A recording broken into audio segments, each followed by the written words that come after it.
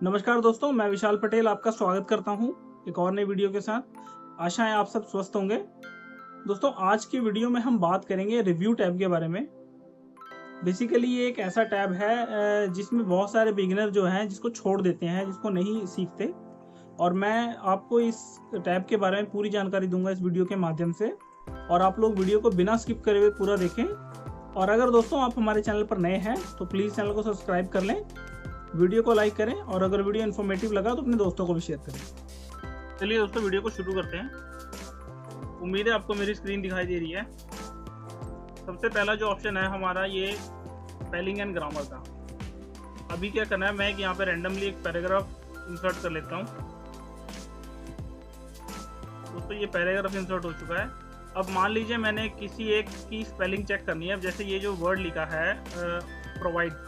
अब प्रोवाइड का कभी कभार क्या होता है कि लिखते वक्त हमसे स्पेलिंग मिस्टेक हो जाती है, और हमें उसको चेक करने के लिए अब वैसे तो ऑटोमेटिकली माइक्रोसॉफ्ट वर्ड के अंदर ये रेड कलर का आपको अंडरलाइन आ जाएगा। और लेकिन इसको आप अगर चेक करना चाहते हैं कि इसकी करेक्ट स्पेलिंग क्या है, तो इसको आपने सिलेक्ट करना है। सिलेक्ट करने के बाद आपने जाना है ग्रामर एंड स्पेलिंग में। जैसे आप इस पर क्लिक करेंगे वैसे यहाँ पर एक डायलॉग बॉक्स बन करके आ जाएगा, जिसमें आपको इसके रिलेटेड वर्ड्स दिखाई देंगे। अब यहाँ पे आपको अलग अलग वर्ड दिखाई दे रहे हैं, जैसे ये प्राइड लिखा हुआ है या प्रोवाइड लिखा हुआ है। अब इसमें आप इसको, आपके पास 3 ऑप्शन है। आप इसको इग्नोर कर सकते हैं, इग्नोर ऑल कर सकते हैं, ऐड कर सकते हैं। अगर मान लीजिए किसी का आपने जैसे पर्टिकुलर नाम लिखा है। कई बार क्या होता है कि जैसे आप टाइपिंग कर रहे हैं तो उसमें कई बार कोई जैसे इंडिया में इंडियन लोगों के नाम भी होते हैं, तो वो ग्रामर उठाता नहीं है, तो वो आप इसमें ऐड कर सकते हैं। अब मान लीजिए यहाँ पे मैं नाम लिख के दिखाता हूँ आपको, जैसे कि अब मैंने यहाँ पे डॉक्यूमेंट के आगे लिख दिया सुरेश। अब इसको तो नहीं पता कंप्यूटर को कि ये डिक्शनरी में है या नहीं है। अब जैसे मैंने इस पे लिखा सुरेश, वैसे तो इसने कैपिटल कर लिया, इसका मतलब ऑलरेडी इसके अंदर पहले ये सेट होगा। ये भी सेट है। शमशेर, अब ये इसमें सेट नहीं है, तो मैंने इसको क्या किया, मैंने इसको सिलेक्ट किया। सिलेक्ट करने के बाद मैं स्पेल चेकर में जाऊंगा। अब यहाँ पे मैं इसको कर दूंगा ऐड। जैसे ही मैं इसको ऐड करूंगा, अब देख पाएंगे यहाँ पे जो इसका अंडरलाइन है वो यहाँ पे हट चुका है। तो बेसिकली इसका जो है काम ये होता है, स्पेलिंग चेक होता है। अब यहाँ पे नीचे और भी ऑप्शन दिए गए हैं, चेंज ऑल, चेंज। इसके अंदर जैसे अब ऐसा भी हो सकता है, आपने जैसे एक नाम लिखा है, आपके पैराग्राफ के अंदर कई तरह के नाम, बहुत सारे नाम हो सकते हैं। अगर आप कोई एग्रीमेंट बना रहे हैं या कोई भी और ऐसी आप पैराग्राफ लिख रहे हैं जिसमें अलग अलग लिखे हुए हैं, तो हर जगह से चेंज करने के लिए आप यहाँ पे चेंज ऑल पे क्लिक कर सकते हैं। इसके बाद नेक्स्ट हम बात करते हैं ये थिसॉरस के बारे में। अब ये थिसॉरस क्या है, कई बार क्या होता है कि किसी वर्ड का सिमिलर, अब जैसे पावरफुल ये वर्ड है, अब मैं इस पे इसको सिलेक्ट करता हूँ। सिलेक्ट करने के बाद अगर मैं थिसॉरस पे क्लिक करता हूँ, तो आप देखेंगे यहाँ पे इसके सिमिलर जितने भी वर्ड्स हैं ग्रामर के अंदर, वो आपको डिस्प्ले हो जाएंगे। मैं पहले ये स्पेलिंग वाला ये काट देता हूँ डायलॉग बॉक्स। आप देख पा रहे हैं, अब जैसे ये है लिखा हुआ कोमोडिएटिंग या कंट्रोलिंग, या अलग अलग पोटेंट, ग्रेट, ये अलग अलग आपको वर्ड्स इसमें दिख जाएंगे। ये बेसिकली इसी का एक सिमिलर वर्ड है, इसी के जैसा दिखने वाला वर्ड है, और बेसिकली इसका काम ये होता है। और अगली ऑप्शन है हमारी यहाँ पे वर्ड काउंट की। अब कई बार क्या होता है, आपने जो पैराग्राफ लिखा है उसमें कितने वर्ड्स हैं ये आपने चेक करना है। तो इसको चेक करने के लिए आप क्या कर सकते हैं, पहले मैं इसको ठीक कर देता हूँ, कंट्रोल तो मैं राइट क्लिक करके ठीक कर देता हूँ। ये ठीक हो गया। अब क्या करूँगा, मैं इसको सिलेक्ट ऑल करूँगा। जैसे ही मैं इसको सिलेक्ट ऑल करूँगा, सिलेक्ट ऑल करने के बाद मैं यहाँ पे जाऊँगा वर्ड काउंट पे, और वर्ड काउंट पे क्लिक करूँगा, तो मेरे सामने एक और डायलॉग बॉक्स बन करके आएगा, जिसमें इसकी पूरे पेज की सारी डिटेलिंग लिखी हुई है। कि सबसे पहले एक पेज है ये, इसके अंदर 241 वर्ड हैं, कैरेक्टर हैं विद स्पेस या विदाउट स्पेस, वो सारा कुछ आपको सामने दिखाई दे रहा है। तो बेसिकली वर्ड काउंट का काम ये होता है। तो हम यहाँ से क्लोज कर देते हैं, और क्लोज करने के बाद हम नेक्स्ट चलते हैं ये अपना स्मार्ट लुकअप के बारे में। अब ये स्मार्ट लुकअप क्या है, सबसे पहले तो आपका अगर इंटरनेट कनेक्टेड नहीं है तो ये फंक्शन काम नहीं करेगा। उसके लिए आपका इंटरनेट कनेक्टेड होना चाहिए। जैसे आप स्मार्ट लुकअप पे क्लिक करते हैं, अब जैसे मान लीजिए ये मेरा एक वर्ड है हेल्प। अब मैंने इसको सिलेक्ट किया, अब मैं स्मार्ट लुकअप पे जाऊंगा, तो हेल्प से रिलेटेड जो भी चीज़ें होंगी वो गूगल मुझे दिखा देगा सामने। मैं थोड़ा जूम आउट करके दिखाता हूँ, ये देखिए। अब ये इसका वर्ब क्या है, नाउन क्या है, ठीक है, इससे रिलेटेड जितनी भी चीज़ें हैं गूगल यहाँ पे आपको सामने दिखा देगा। तो बेसिकली इसका काम ये होता है, और यहाँ से आप कोई भी चीज़ उठा के कॉपी भी कर सकते हैं। तो ये बहुत ही इंटरेस्टिंग अपना फंक्शन है हमारे पास। इसके बाद आता है ये ट्रांसलेट का। अब कभी कभी क्या होता है कि आप लोगों को ट्रांसलेटर की जरूरत पड़ती है, तो आप लोगों को बकायदा ऑनलाइन जाने से आप माइक्रोसॉफ्ट वर्ड के अंदर ही ट्रांसलेटर को इस्तेमाल कर सकते हैं। कैसे? आपने क्या करना है, आपने ट्रांसलेट पे जाना है, और अगर आपने कोई ऐसे ट्रांसलेट करना है डॉक्यूमेंट इंग्लिश टू हिंदी, तो आपके पास 3 ऑप्शन यहाँ पे दिखाई दे रहे हैं। अब दूसरा वाला ऑप्शन है सिलेक्टेड टेक्स्ट, जो आपने टेक्स्ट सिलेक्ट किया है सिर्फ उसी को ट्रांसलेट करेगा। और अगर आप पहले वाले ऑप्शन पे जाएंगे तो आपका जितना भी पेज है वो सारा ट्रांसलेट होकर के आ जाएगा। मैं आपको करके दिखाता हूँ।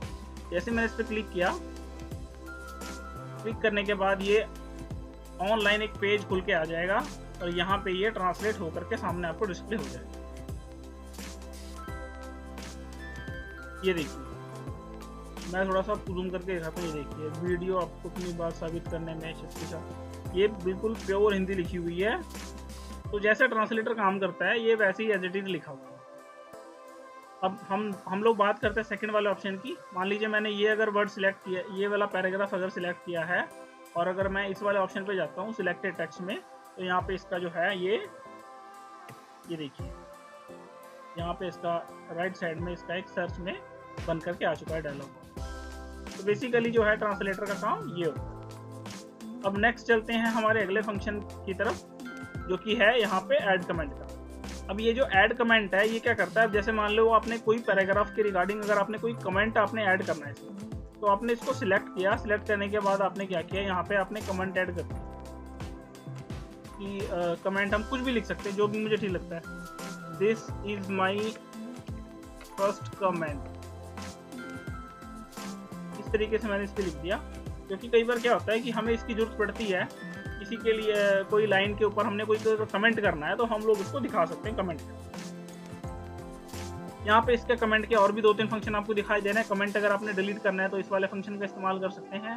प्रीवियस करेंगे तो आपका जो कई बार क्या आपके बहुत सारे कमेंट भी आपके ऐड होंगे, तो अपने कमेंटों को पढ़ने के लिए अगर आप प्रीवियस पे जाएंगे तो पिछले वाले कमेंट को सिलेक्ट हो जाएगा आपका, नेक्स्ट पे जाएंगे तो अगले वाला कमेंट आपका सिलेक्ट। तो कमेंट्स का काम ये होता है। और यहाँ पे आपको एक ही ऑप्शन दिखाई दे रहा है शो कमेंट्स का। अगर मैं अलग अलग कमेंट्स यहाँ पे इंसर्ट कर दूंगा तो यहाँ पे आपको अलग अलग उसका आप अलग अलग कमेंट आप यहाँ से देख सकते हैं। मैं इसको सिलेक्ट कर लेता हूँ, सिलेक्ट करके न्यू कमेंट ऐड कर देता हूँ। तो देखिए यहाँ पे कमेंट यहाँ पे ऐड हो गए, तो कोई भी आप यहाँ से ऐड कर सकते हैं। इसके बाद नेक्स्ट हम बात करते हैं ये ट्रैक चेंजेस के बारे में। अब ये ट्रैक चेंजेस क्या होता है कि जैसे कई बार आपके पैराग्राफ में कोई चेंज किए गए हैं, वो आपको नहीं पता लग रहे हैं कि किसने क्या चेंज किया है, मुझे वो समझ में नहीं आ रहा है, तो आप इसको ऑन करके सारे चेंजेस के बारे में पता लगा सकते हैं कि आपकी फाइल किसने छेड़ी है, या किसने अगर कोई चेंज किया है तो उसके बारे में आपको पता चल जाए। कैसे लगेगा, मैं आपको सारा दोबारा से एक बार करके दिखाता हूँ। सबसे पहले मैं इसको हटा देता हूँ, मैं एक एक करके क्यों काट रहा हूँ, मैं यहाँ से इसको एक साथ ये लीजिए, मैंने यहाँ से इसको हटा दिया। अभी क्या करना है मुझे, मैं यहाँ ट्रैक चेंजेस को ऑन कर लेता हूँ। ये मेरा ट्रैक चेंज ऑन हो चुका है। अब अगर इसमें मैं कोई भी चेंज करूंगा, मान लो मैं ये वाला वर्ड डिलीट कर देता हूँ, अब देखिए यहाँ पे ये एक कमेंट बन करके आ चुका है डिलीटेड, ये सुरेश जो है वो डिलीट हो चुका है। अब मान लीजिए मैं इसको अगर बोल्ड कर देता हूँ, इंसर्ट को ये वाला वर्ड अगर मैं बोल्ड कर देता हूँ, तो यहाँ पे आ जाएगा कि ये बोल्ड हो चुका है। फाइल को अगर मैं इटैलिक कर देता हूँ तो यहाँ पे आएगा, ये देखिए ये इटैलिक हो चुका है। जो भी मैं चेंज करूंगा इस पैराग्राफ के अंदर वो दिखाई देगा मुझे कि मैंने क्या चेंज किया है, क्योंकि मेरा ट्रैक चेंजेस ऑन है। अब यहाँ पे आपको 2-3 चीजें और दिखाई दे रही हैं, ऑल मार्कअप, शो मार्कअप और रिव्यू पैने। अब मैं जब ऑल मार्कअप पे जाता हूँ, या छोटा सा एरो दिखाई दे रहा है, यहाँ पे 4 ऑप्शन दिए गए हैं। ओरिजिनल, कि ओरिजिनल मेरा टेक्स्ट कैसा था। नो मार्कअप पे जाऊंगा तो फिर ये सारा हट जाएगा। ऑल मार्कअप अभी ये सिलेक्टेड है, और सिंपल मार्कअप में ये इस तरीके से दिखाई देगा आपको। यहाँ पे सिंपल से एक रेड लाइन दिखाई देगी, या जो कि आपको बताएगी कि कहाँ कहाँ पे चेंज हुए हैं। फिलहाल हमने इस ऑप्शन को रखना है ऑल मार्कअप पे। शो मार्कअप पे आपको यहाँ पे बता रहा है कि कमेंट्स, इंक या डिलीशन, मतलब क्या क्या चीजें आपने इसमें दिखाना चाहते हैं, वो सारी चीजें आपको यहाँ पे दिखा रहा है। बलून्स पे जाकर के आपको ये बताएगा कि आप यहाँ पे बलून कौन से ऐड करना चाहते हैं। बेसिकली अगर मैं इसको अनसिलेक्ट करके आपको दिखाता हूँ, ये देखिए, अगर मैं यहाँ पे इसको हटा देता हूँ, मैं दोबारा करके दिखाता हूँ आपको। शो इस पे गया, बलून्स पे गया, ये देखिए बेसिकली ये यहाँ पे डिस्प्ले का फॉर्मेट है कि भी ये दिखाएगा कैसे। अब हमें इसी पे फर्स्ट वाले ऑप्शन पे क्लिक करके रखना है ताकि जो भी चेंजेस है आपको क्लियरली यहाँ पे दिखाई दे। अब रिव्यू पैनल में क्या होता है, दो तरह की चीजें आपको दिखाई देंगी। अगर आप अपना जो चेंजेस हैं आपके, वो अगर आप वर्टिकल में देखना चाहते हैं तो वर्टिकल वाले पे क्लिक कीजिए, और अगर हॉरिजॉन्टल में देखना चाहते हैं तो हॉरिजॉन्टल पे क्लिक कीजिए। जैसे मैं मान लीजिए हॉरिजॉन्टल पे क्लिक करता हूँ तो हॉरिजॉन्टली जो मेरा पेज है वो यहाँ पे दिखाई देगा मुझे। मैं दोबारा से करके दिखाता हूँ, ये देखिए जैसे मैंने हॉरिजॉन्टल पे क्लिक किया तो ये हॉरिजॉन्टली यहाँ पे दिखाई दे रहा है कि मैंने क्या क्या चेंजेस किए थे अपने पैराग्राफ के अंदर। ये देखिए। नेक्स्ट हम बात करते हैं एक्सेप्ट और रिजेक्ट के बारे में। अब जो हमने चेंजेस किए हैं उन चेंजेस को अगर हम एक्सेप्ट करना चाहते हैं तो एक्सेप्ट पे क्लिक करेंगे, और अगर हम उसको रिजेक्ट करना चाहते हैं तो रिजेक्ट पे क्लिक करेंगे। एक एक करके ये ठीक होगा। अब हम यहाँ से प्रीवियस और नेक्स्ट भी कर सकते हैं। जैसे मैं प्रीवियस करूंगा तो ये पिछला वाला आ जाएगा, ये देखिए सिलेक्ट हो चुका है। अब अगर मैं चाहता हूँ ये चेंज हो जाए तो उसको मैं एक्सेप्ट कर दूंगा, ये हट जाएगा। और ये चाहता हूँ अगर मैं रिजेक्ट हो जाए तो ये यहाँ से रिजेक्ट हो जाए। ये देखिए इसके बारे में मैंने आपको बता दिया है। अब अगला फंक्शन है हमारा कंपेयर का।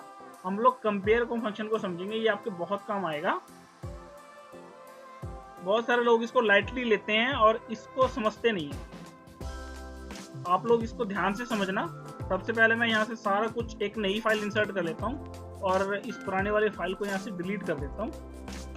अब कभी कभी क्या होता है कि आपने दो ऐसी फाइल्स हैं बनी हुई आपकी, दोनों फाइल्स को आप कंपेयर करना चाहते हैं कि दोनों में क्या क्या चेंजेस हुए हैं। तो हमने क्या करना है, हमने कंपेयर पे जाना है। कंपेयर पे जाकर के जैसे हम क्लिक करेंगे, कंपेयर वाला ऑप्शन पे जाएंगे तो यहाँ पे आपको ये ऑप्शन आएगा, एक डायलॉग बॉक्स बन करके आएगा।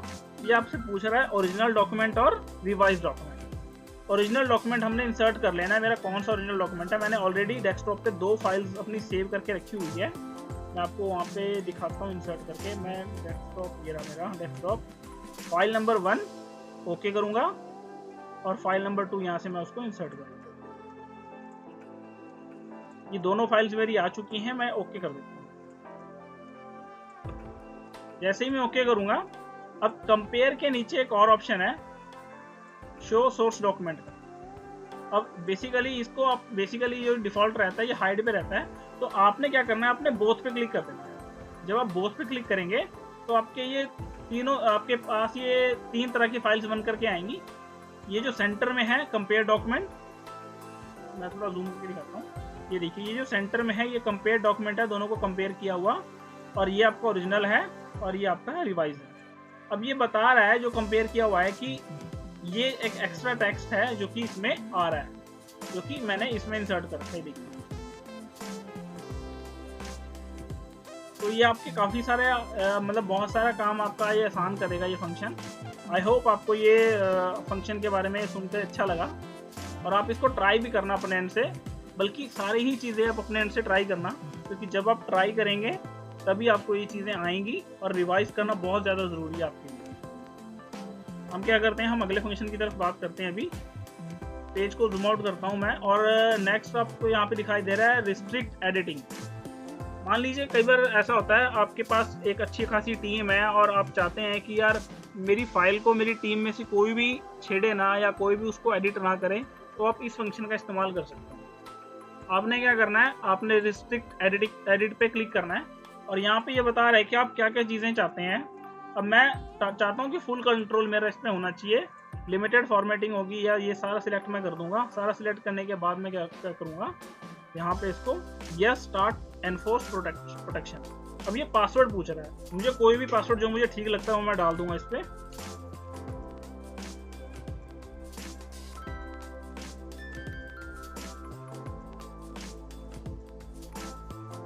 ये मैंने पासवर्ड डाल दिया और मैं ओके कर दूंगा। जैसे ही मैं ओके करूंगा, ये मेरी फाइल जो है ये प्रोटेक्ट हो चुकी है। अब इसके अंदर कोई भी और दूसरा चेंज नहीं हो सकता। अगर मैं ट्राई करूंगा चेंज करने की तो वो होगा नहीं। एक सेकंड, पहले मैं इसको बंद कर देता हूँ। हाँ, वापस से रिस्ट्रिक्ट एडिटिंग पे जाऊंगा और सिलेक्ट करूंगा। सिलेक्ट करने के बाद यस, पासवर्ड डाल दिया,